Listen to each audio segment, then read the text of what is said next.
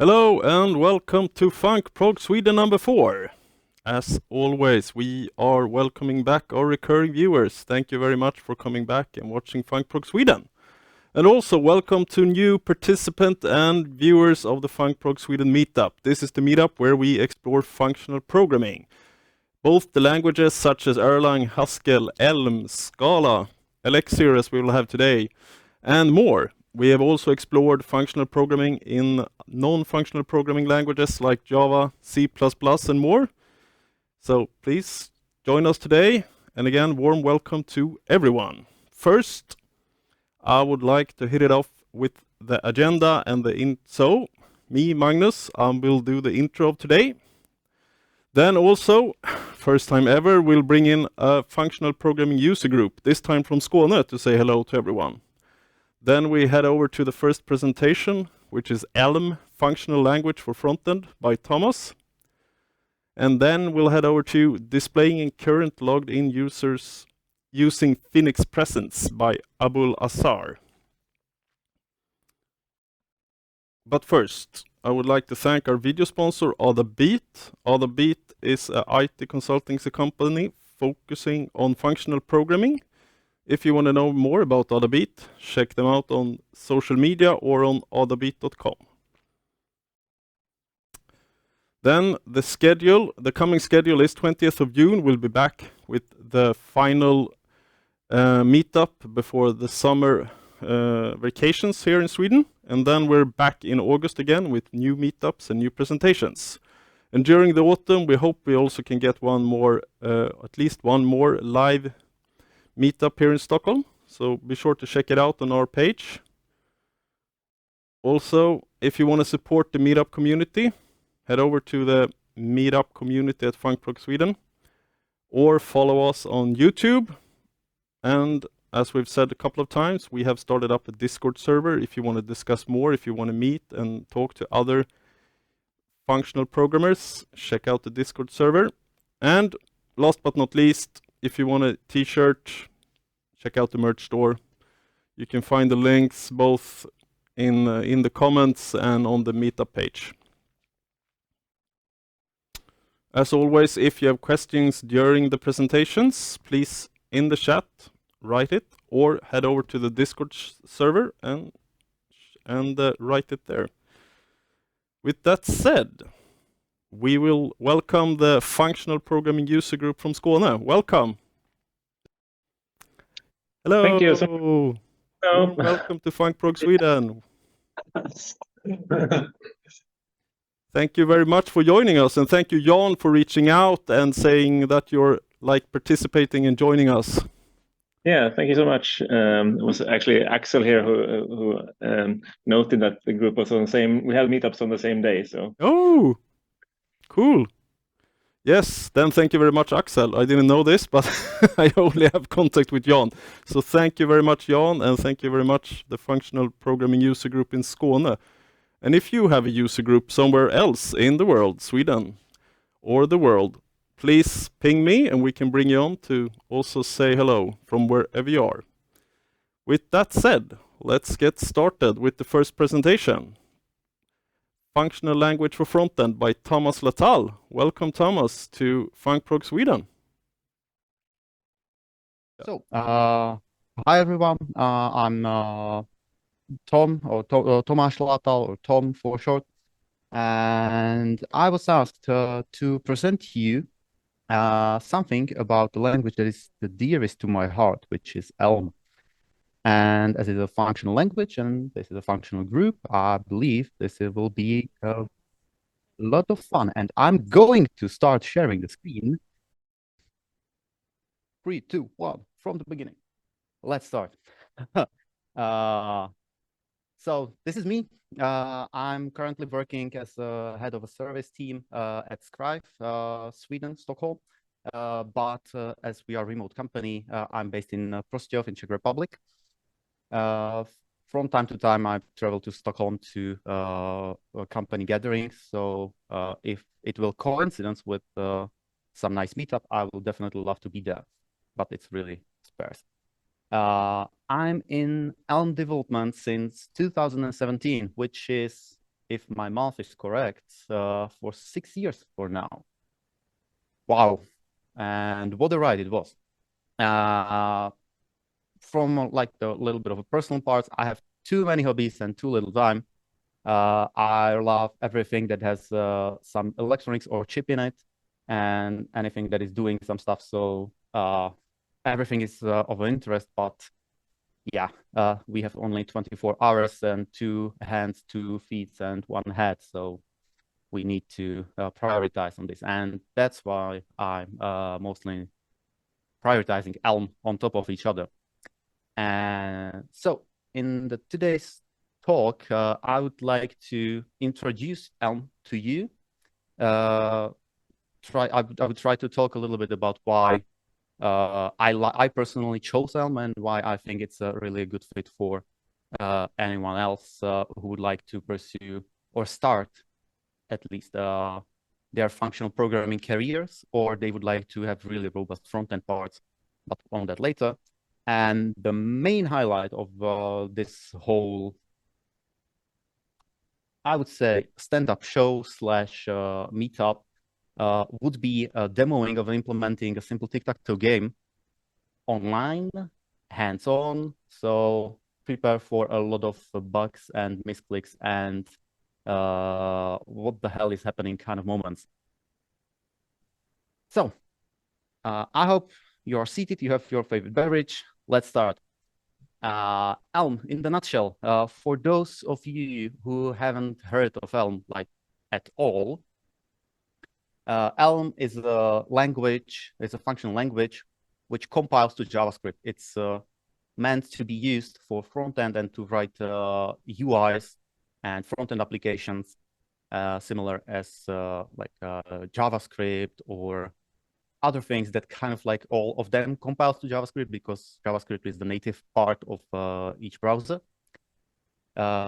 This language was created in 2012 by Evan Shapliki, and the goal of it was to be a simple, robust, and fun language to use.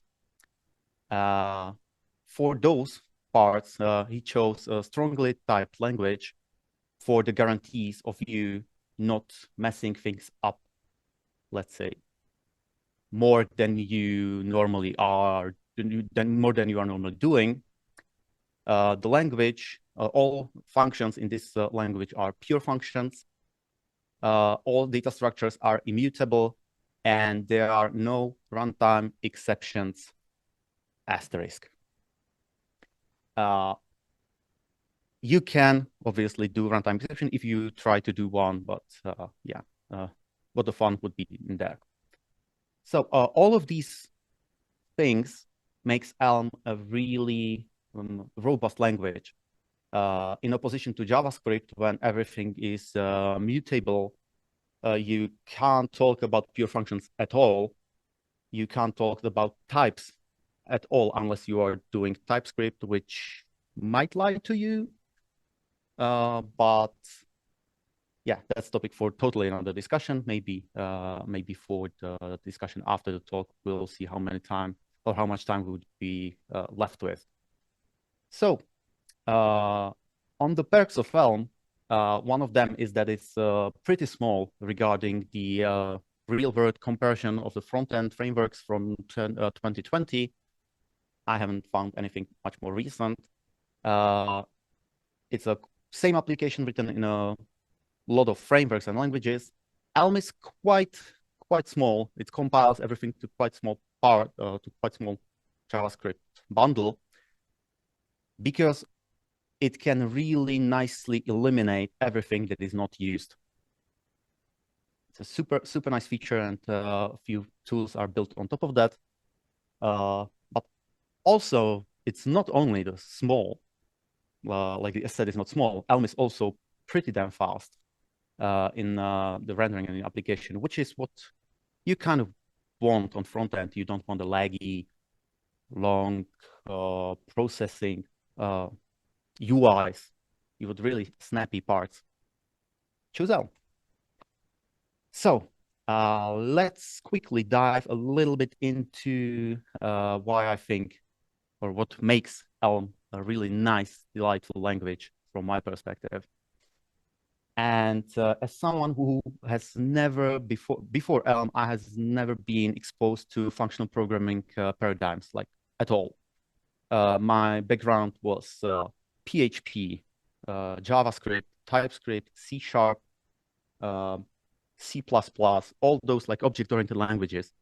And on a code retreat, I kind of at one code retreat, I thought to myself, I should learn myself a functional programming language just to step out of my comfort zone and to expand like my world views, let's say.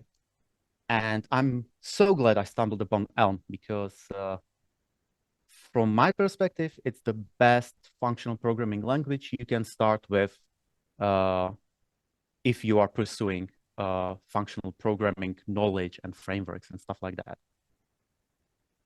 Few things that really shine in this area are that it has a really clean and easy to understand syntax in opposition, for example, to Haskell or to other functional programming languages that kind of force you to first study a lot before you can actually do something interesting in it.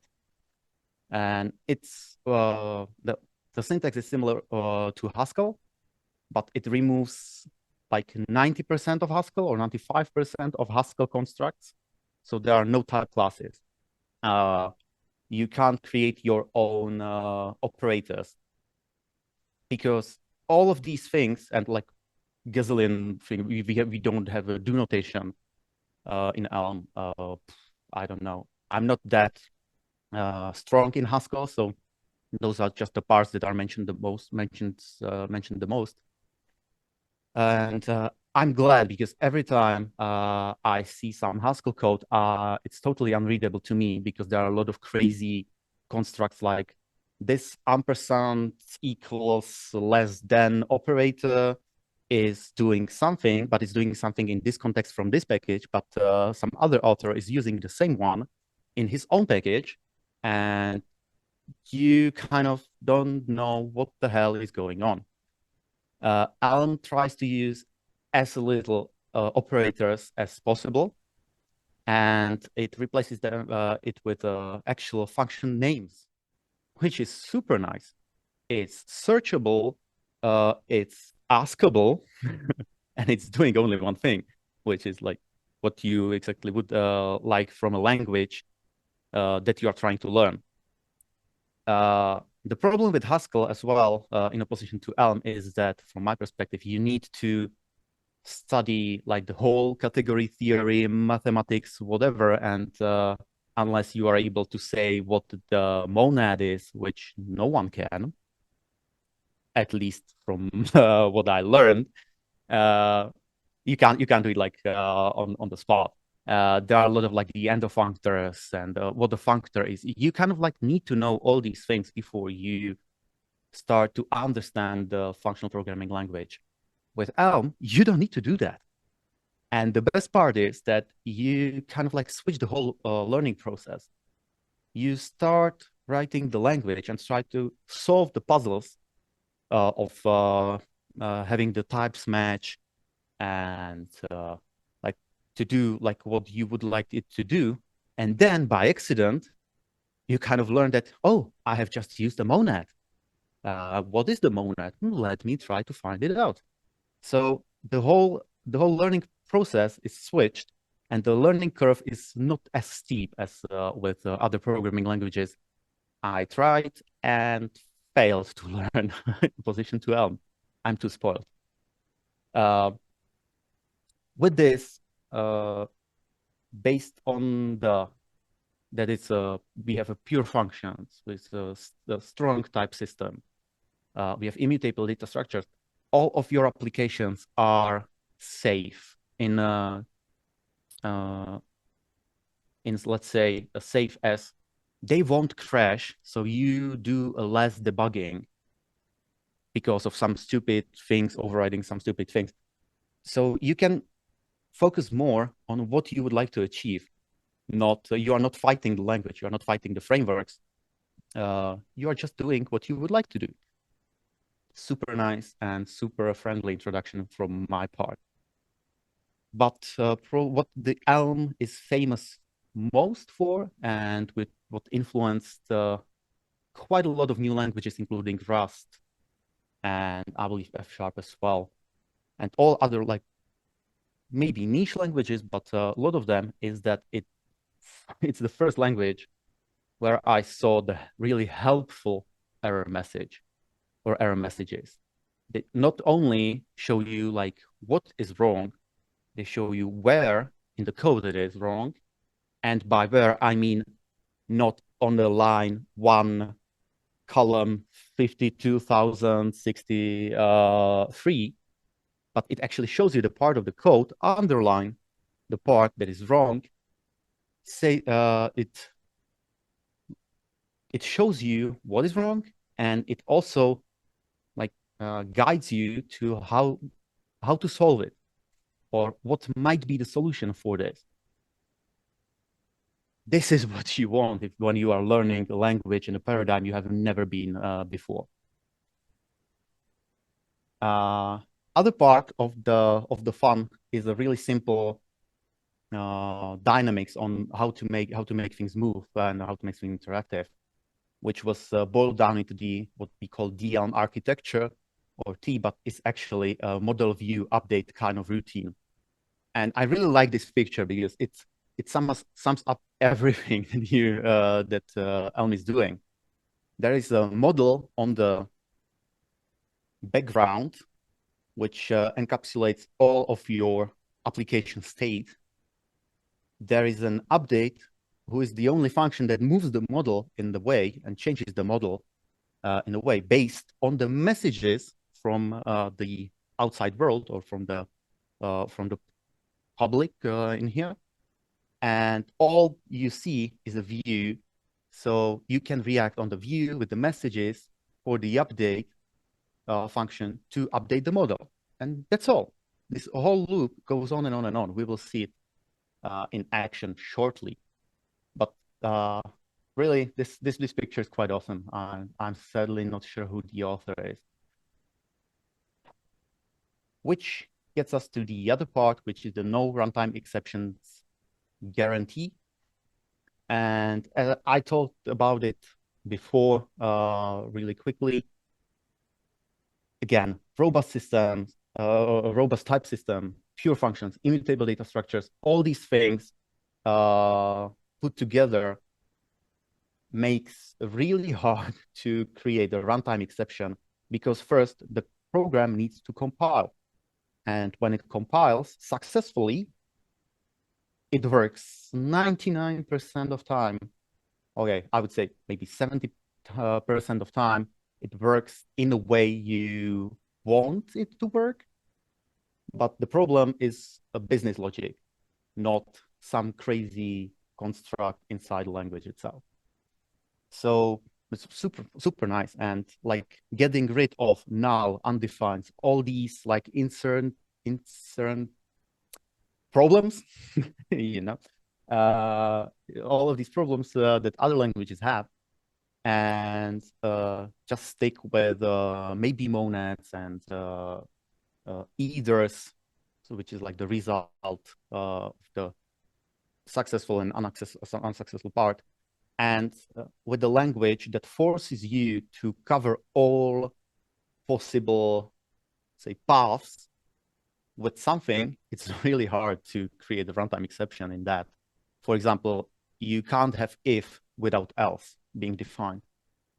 Because like, what if this function like returns false instead of true? You need to have this case covered, even though you know personally this would never happen because before it I said it always do true, blah blah blah. You know that right now, but you in a year or another developer might not know that. They might change the system, introducing this error, but you are covered. even for these unpleasant parts. So no runtime exceptions. Awesome stuff. Which brings me to probably one of the most lovable parts about the ELM, which is the tooling and the ease of refactoring. All of these things together comes up into you being confident with your code. And by confident, I mean really confident that if you touch anything, once, let's say you are going to remove some part, you are going to remove some function. If you remove it and it still compiles, it works. And this function was redundant. If you remove it and the compiler fails, it will show you which parts of code you need to adjust to this removal. Magic. Awesome. Confidence with refactoring. You can bring on board developers much more quickly because they are not afraid to touch the code base. Like even the code base, which is like 1,000 lines huge, is easy to refactor. Best part of ELM from my perspective. And for packages, we have the enforced semantic versions, which is like a really painful experience if you use NPM or stuff like that, where the authors are not too forced to do that. With ELM, if you would like to publish a package which changes the public API, and it changes it that it removes a function that has been used, it forces you to automatically bump the major version of the package. Otherwise, it won't be published. Sorry. Super nice stuff. ELM Review helps you with the refactoring. It can navigate and remove all the dead code that you are not actually calling anywhere. So less code, less things to be less things to take care of. It's also serving as a linter, with you being able to write the custom rules for your use case. So, for example, we in Scrive, we were using it for, say, forcing others not to use, let's say, concat, not to use a map and list map, and after that some concatenation of the list, but you use concat map instead. And you can stuff like these, like, yes, you can do this thing better. You can automate it to ELM Review, run it with each CI change, or with each change on CI. You have your guard of your company policies and all your styles embedded in the CI, automated. Super nice stuff as well. And then there is ELM UI, which we will probably be looking into, but shortly.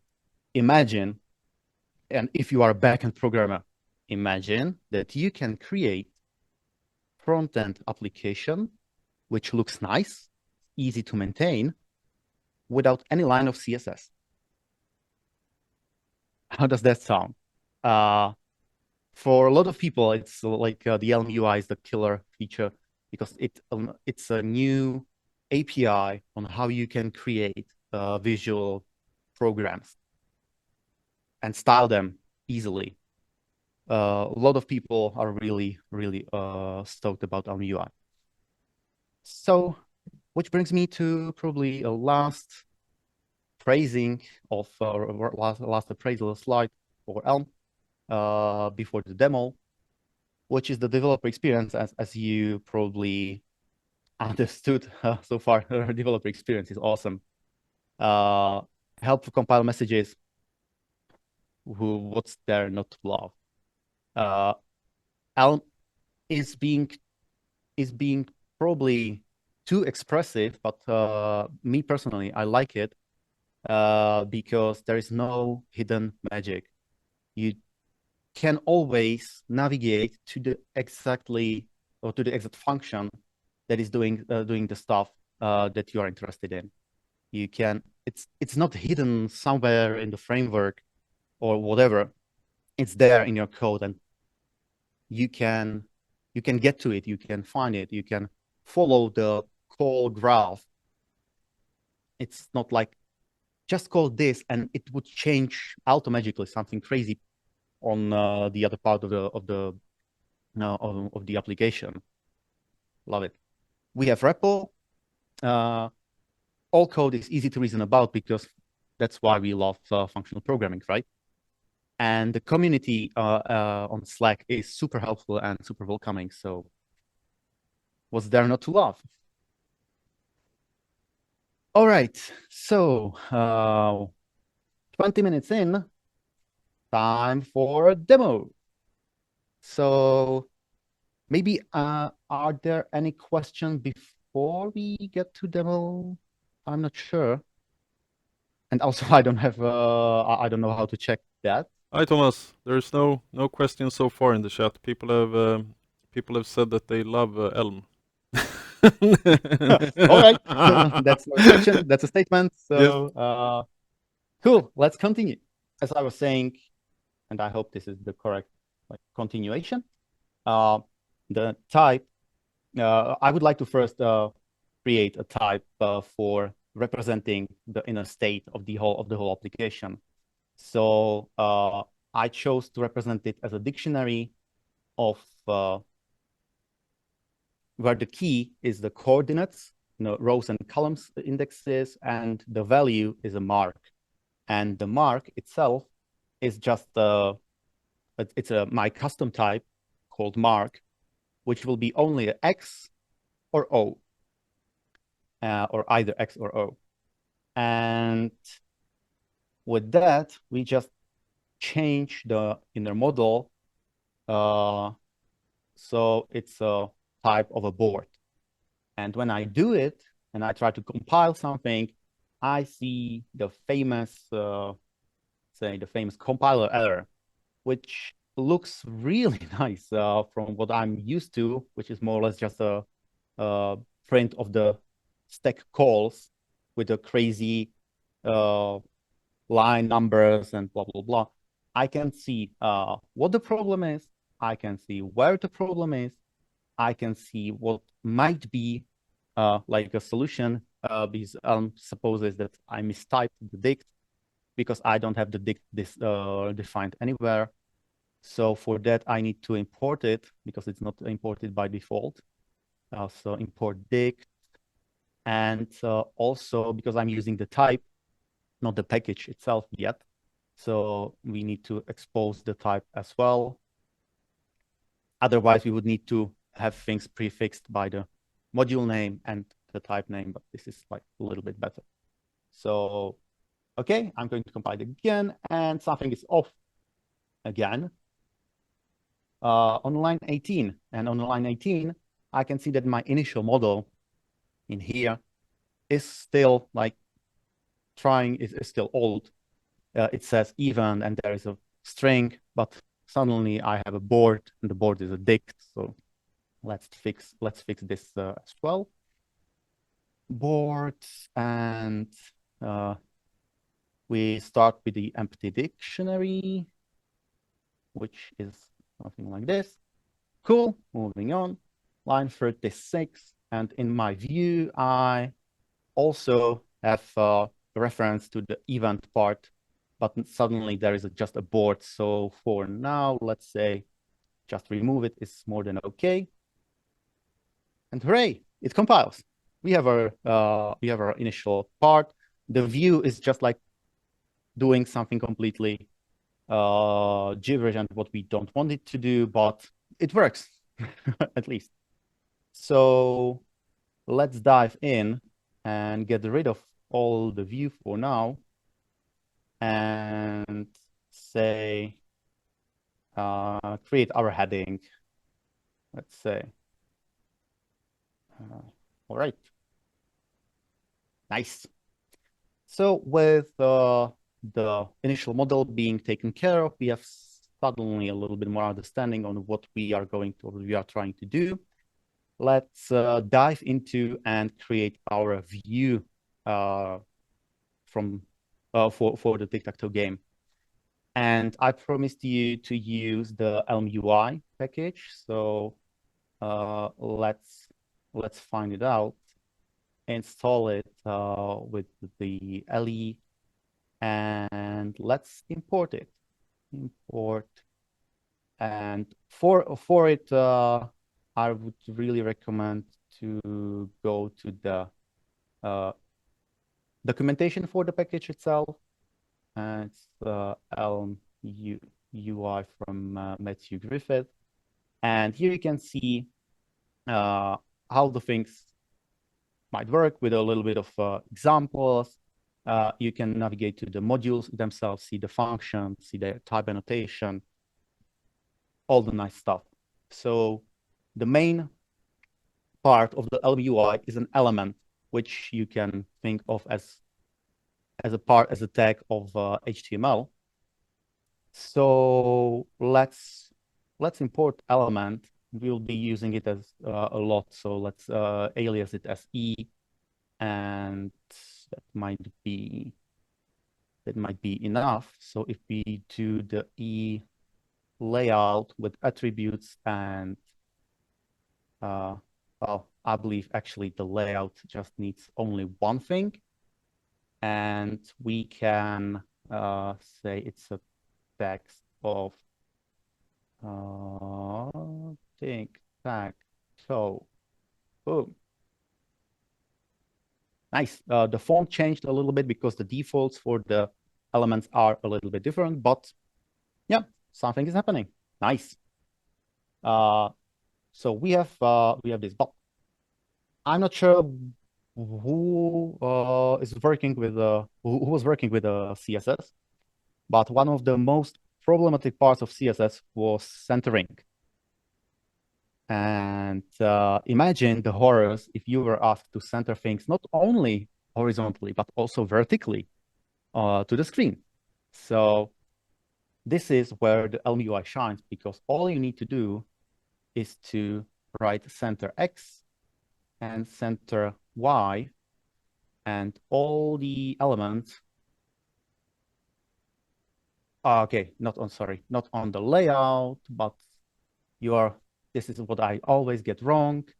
You need to style the element itself within the part. So center X, and I'm going to try this out. Yes.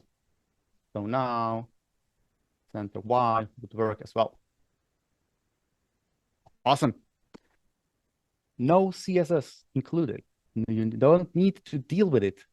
You don't need to deal with the style sheet files and outdated styles. Ooh, I sense the suspense. So we can have something like this to display the toe, blah, blah, blah. And the second part of the ELM UI is the idea that you can put a lot of things either on a row or in the column, and then work from the top of that. So if we imagine our simple UI in here, first we would like to create a column. On top there would be a title. Below it there will be the 3x3 matrix. So instead of this, we can do something like E column, and the part of the column would be something like this. We can't format it yet because I messed up the parentheses, obviously.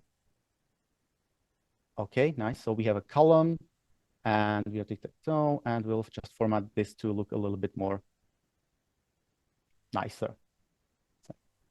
So we lost our centering because we are centering this element inside the column, and the column is like the whole width and height right now. So let's put things to the center of the screen again. We kind of don't need to have this one here, but that's not a problem right now. So we have a column. These are the attributes, and here are the elements. So if we would like to have, I don't know, nope. Func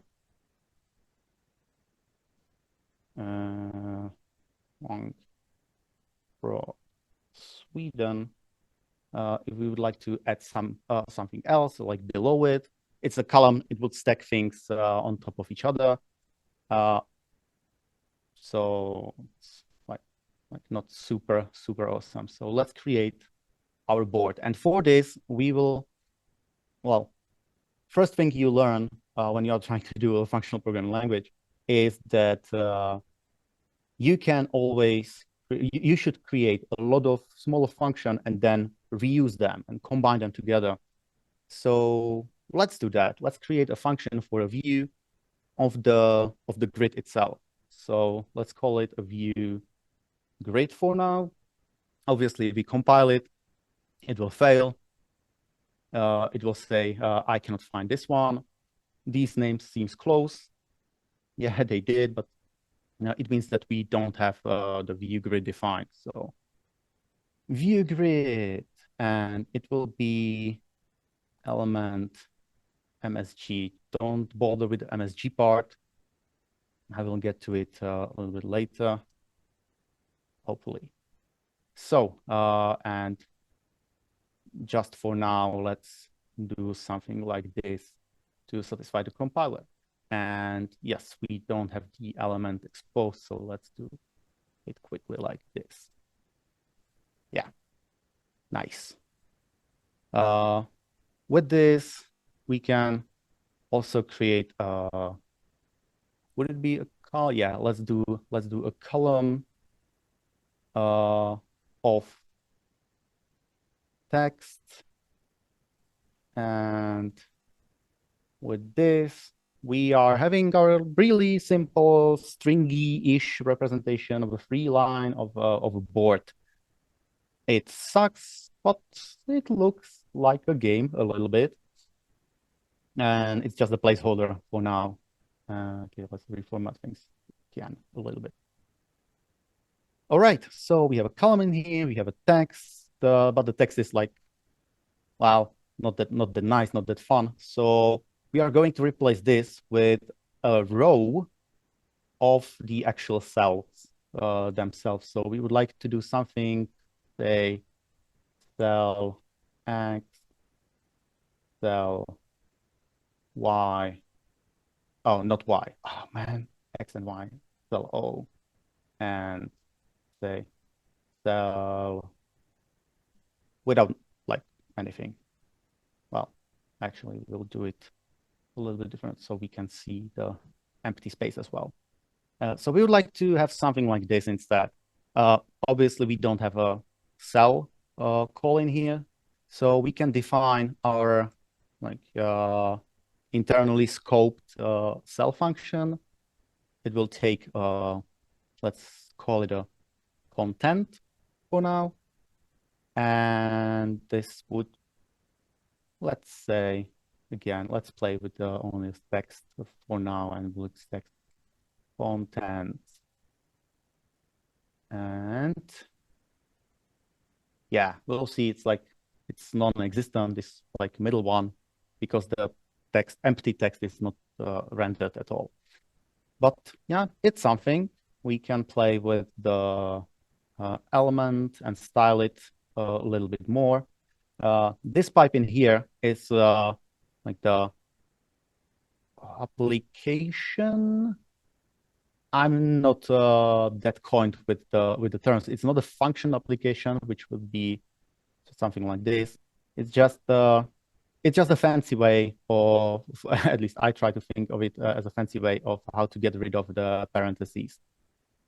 You can do either this, or you can do this left pizza operator and get rid of the parentheses. So let's style this a little bit, and it will be, let's put it some width, which will be of unit pixels, and say 50 pixels wide, and height would be also let's say 50 pixels. All right. So let's try to wrap things so that you can see them actually. Yeah, okay. Now it starts to look a little bit better. And within these, let's say, fields, we would have the parts, let's say, no, okay. Let's do something a little bit more different. Let's put a border in here. And border is in another package called element border, and alias it as border right now. So with this, we can do border with, and it's in pixels by default. So for this one, would create a border in here. So we have these elements, we have these rows. We would like to have a little bit spacing in between those cells. So what is the better than call spacing actually? And it will be, okay, I believe it needs just the pixels as well. Yes, okay. And now all the elements have a space in between them based on the pixel value of this. So, yeah, okay. Let's get rid of this text in here and create these 3 rows instead. And also, we would probably like to have the same spacing in the column as well. So, yeah, it starts to look a little bit reasonable. And I'm not sure how much time do we have left. Oh, you can go on, Thomas, for like 15 minutes more, so no worries. Okay, it's still too little for to showcase everything, but How much more time do you need, Thomas? no. I would probably need like another 2 or 3 hours, but Okay. For the sake of the other times and for the other talks, let's keep it short, and I will then show you or reuse the stuff I have prepared before. So no worry, 15 minutes is okay. Cool.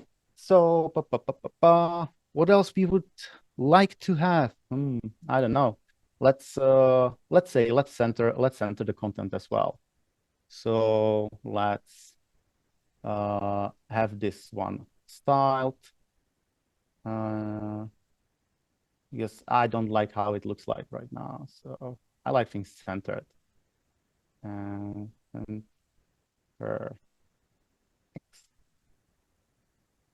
yes, okay, this looks better. And the Y, it looks even better. Cool. So we have a hard-coded values, which kind of sucks. So let's try to actually propagate the board and show the board here as well. And for this, let's fill the board with some value. So let's say that on the first or the second row, because we're indexing from zeros, on the second row and the second column, so in the center, there would be X, for example. And we need to call the function insert for this. So we are inserting this key, this with this value, and we are actually, if you take a look at the left, the right pizza operator, which is this one, it's a little bit nicer way to applicatively build up your structure, for example, or to pass the, what it's doing is that it takes this value in here and it passes it as the last parameter to the function below. So I can write it like this as well. Okay. Empty. Yeah, I can do things like this as well. But when we are doing a little bit more complex operations, like the multiple inserts, it will just like grow insanely. So what I really like to do is to do something like this. First define something and then do a stream of operations like insert 11x, and on the result of this dictionary, we insert something else. So let's say to the 1, 0, and 2, we add an O in here. So it will look X, it should look X in the center, O in the top right corner. So right now we have everything hard-coded. We would need to propagate the board in here. So the view grid needs to accept the board as a parameter. And if we compile this, the compiler would say to us, okay, it will say that something is wrong. Oh yeah, I ran into an unexpectedly curly brace. Yes, you did, because I copied things poorly, but thank you for having my back. And now the view grid itself value is a board 2 element, but all the previous elements in this list are just elements. Everything in the list must be the same value. Take a look at it. So the problem here is that I extended the view grid with another parameter, but I haven't passed it here. So I created a function that, well, with this is like the current function, which needs a board to be passed to it to provide the element, the resulted element. So let's put a board in here as well. It still looks the same, but it compiles. So that's a nice touch. And it still looks the same because we are having these values hard-coded. So let's do this. Let's put the parameter of a cell as its coordinates, and it will be a row and column tuple. And for this text, instead of a content, we are going to have to get the content from the 1, 2, 3 from the dictionary itself. And maybe it will be, we will need to cover the cases where the where we hit something, where we hit the coordinates that are not in the dictionary yet. So let's do cell content on coordinates.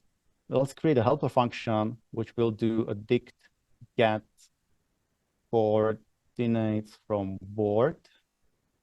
And if we take a look into the documentation, the dict get needs a key, which is this comparable, and a dictionary you would like to ask something from, and you will get a maybe value.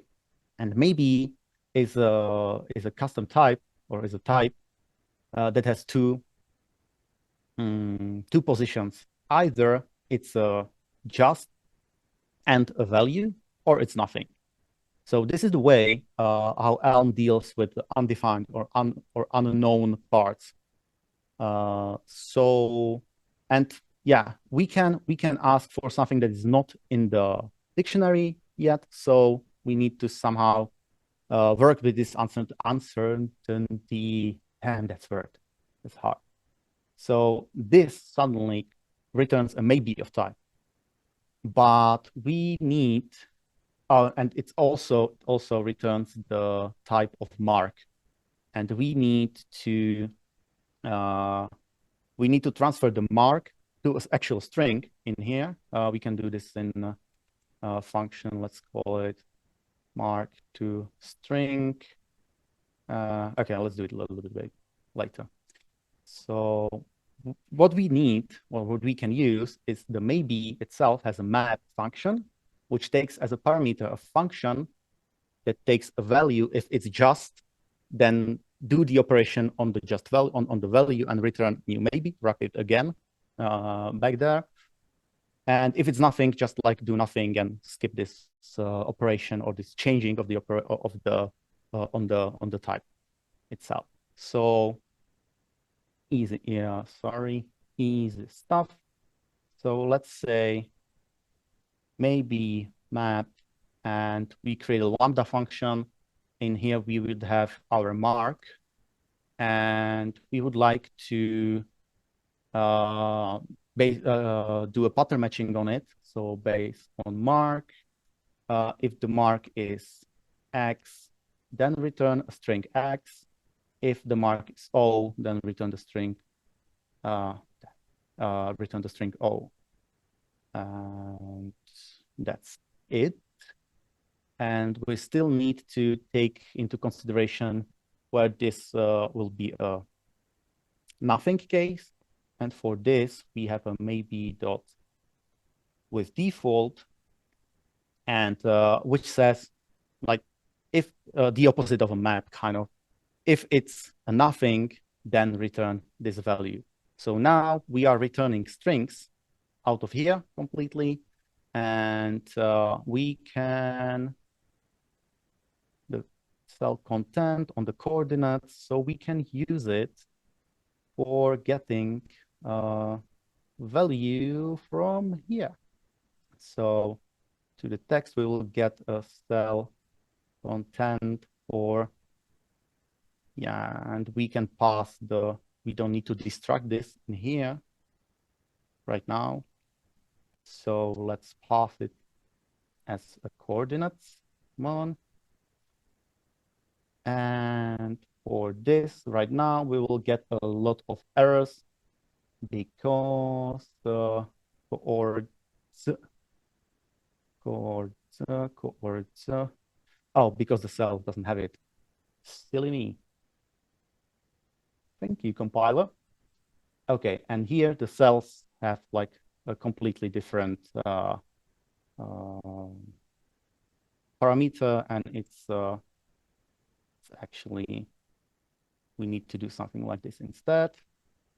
0, 1, and 0, 2. We'll get rid of these. Copy paste is really a strong skill to have these days. And just switch the column.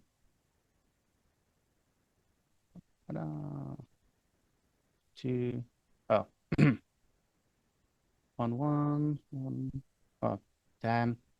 2, 1, 1, 2, 2, 2. Cool. Ta-da! We have suddenly we have a function that is showing the grid of the actual board, which is nice. So if we add something, I don't know, something in here, it should be there. Cool. If I'm not mistaken, we have like 5 minutes. Okay. Yes. You have 5 minutes. Yes.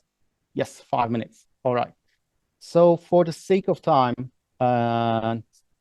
let's put my little cheat sheet, which is the implementation. You can see this is like a little bit, well, it's kind of the same. We have a board in the model. We have a current player. We have a winner, which is a maybe mark. If it's nothing, no one is winning. If it's something, we have someone who is winning actually. We have a board, we have a mark, initial parts.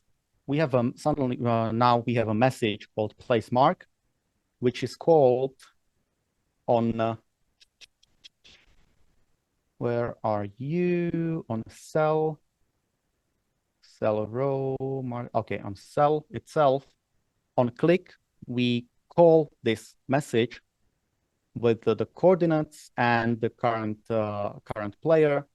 And what it is doing is if it's something already there on the coordinations or the coordinations that just do nothing, and if it's not there, place the mark of the current player, switch the player to the next one, and also check whether someone is winning or not.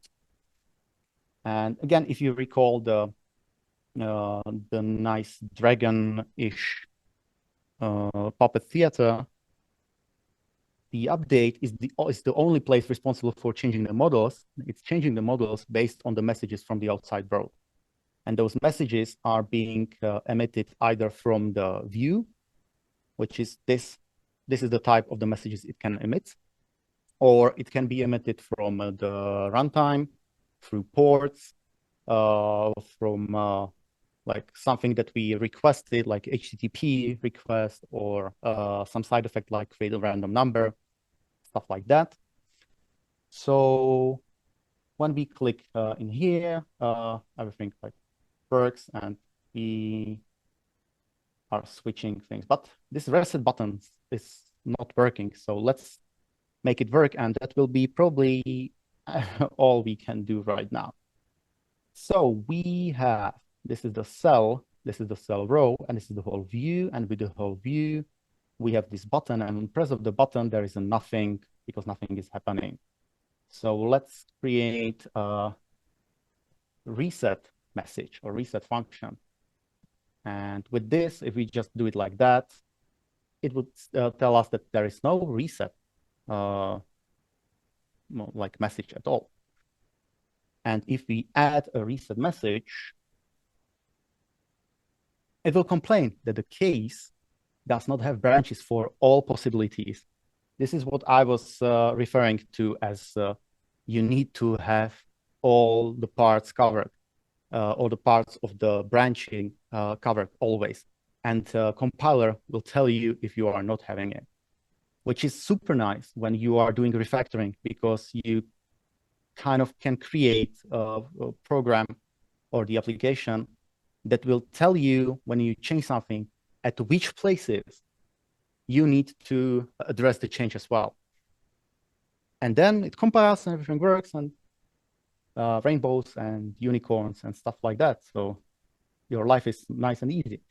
So just create a reset button or reset part, and this one would actually return the initial model instead. So it will reset the model back to the initial value. And I believe, because this is like super, the cases are super tab sensitive. So let's do XOXO reset. Ta-da! And this is how you put the interactivity in there. There's like a gazillion of other things I would be able to talk about, but regarding the time, let's wrap things up a little bit. So let's get back to the presentation itself. So for you, if you would like to get started with ELM, there is no better place than the official documentation. I definitely recommend you to sign up to Slack, and specifically to the either beginners or general or help channels in there. Given the communities spread across the world, you always have someone who is going to answer your questions in those channels mostly. I definitely recommend the ELM programming, which is really nice, a really nice course of on everything ELM. With like it goes much deeper than the official documentation. And also, what we were using is this LE app, which is at the leapp.com. And with that, I would say thank you for bearing with me through the technical difficulties as well. And if you would have any questions, fire them in the chat right now, or like in the on the proper channels. If you would have them later, or you would like to ask me or something, or whether I would be able to help you with something, feel free to contact me. Probably the easiest way is on the bird side on the Twitter. It's at Tomas Latal. It's like my name completely. And with that, thank you for attending, and I hope we're having a really nice time. And I'm looking forward to the next talk. Thank you very much, Thomas. Thank you very much. Very appreciated presentation. People have been very happy in the chat. Someone even shouted out, "No CSS, I'm on it." So Nice. And that's how you are doing your the conversion to Elm. exactly. Yeah. So you talked a bit briefly. I have some questions. I haven't seen any questions in the chat, so I'll start up with asking some questions. You talked a bit briefly that you've worked with other languages, then you come into Elm. Have you seen other functional programming languages? You mentioned Haskell. Have you looked into other languages? Oh boy, I did. It's a loophole right now. Once you touch a functional language, you don't want to go back at all. So I was looking at Elixir and like the whole part like with the Erlang as well. Yeah. I was looking at the F# because it looks really promising to me. At Scrive, like the whole backend solution is written in Haskell, so I'm like exposed to Haskell on a daily basis as well. Although I'm not able to read it much with those crazy constructs yet, at least. So yeah, those are really really nice, and I'm looking forward to like go deeper with this rabbit hole. How many Elm developers are you currently in Scrive, and have you taught them Elm, or did people come in with the Elm competence? Yeah, or is it a mix of? Yeah, it's a mix. I think like it's hard to tell how many Elm developers because all Haskell developers are writing Elm as well. So that's really hard. But like really dedicated Elm developers, there are like 3 or 4 of us right now. Yeah. As with the functional languages, it's really interesting how little people you need to achieve the same far as with the object-oriented languages. So we were able to do really, really nice things, and even with the small a few Elm developers in here. And I definitely haven't learned or haven't taught Elm to them. Well, actually, oh yeah, recently we did. We converted one React developer to Elm, and right now he don't want to do anything else at all. So I call it a success. Yeah, for sure. So now there are like 4 of us. I have a question now from the chat. It's like the talk of the town is that Elm as a language is sort of dead. It's not like much activity development. Do you have any comment on that? I seen this. I was waiting for this. I was waiting for it. Okay. Yes. If you go to the website, I believe it's called Is Elm Dead or something like that. .com probably. You will see that no, Elm is not dead, although it's the pace of the whole development is much slower than people are used to. So instead, I wouldn't say dead, I would say stable. Right now, the Elm as a language, we need to differentiate Elm as a language and Elm as a framework itself. So Elm as a language is really stagnating right now. Because of the governance of the whole leaders of Elm, let's say, because they chose to and they were explicit about it. But on the other hand, the community and the projects the community is doing around that is like awesome. Elm Review, great part. Elm Pages, which is like the server-side rendering part for Elm, is there as well. A lot of codegen parts, connections to GraphQLs and to other parts. I mean, there's a lot of things are going on around that, not inside the language itself, but around it, provided by the community. So even though it's perceived as that, and it's, I would say, it's really not famous, but yeah, probably it's really nice, famous meme on the Hacker News. Anytime that something around Elm comes up, it's like, yeah, that language, blah blah blah. But there are companies that are using it on production, obviously, around the world as well. And yeah, so life and kicking, I would say. Yes, we hear you. Also, do you have the code you showed us? Is it public anywhere? If so, we will. If the code is public anywhere, I'll post it in the links below in the comments of the YouTube film later. So Yeah, people can sure, check sure. it out. I can make it public. Feel Oh, free very to nice. play with. The alley is really nice. It can create like a links to a certain part of code or certain version of the code. So I will tidy it up a little bit, and then I will provide you with the link. Thank you For very sure. much, Thomas. Again, thank you very much for your presentation and your live coding, and also Thank you for having me. yes, and also living through the technical difficulties. Thank you very much, Thomas. Again, we are very grateful that you came along.